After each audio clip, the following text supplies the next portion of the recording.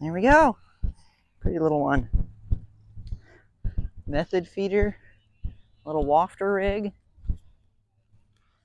Still keeping an eye on that middle rod. It looks like, I mean, it's been getting hits, so.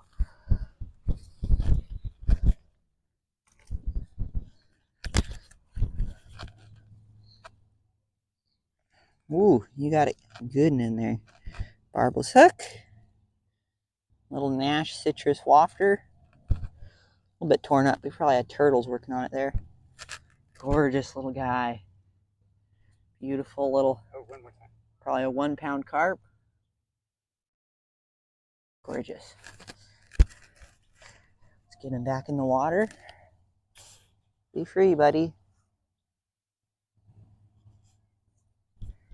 Off he goes.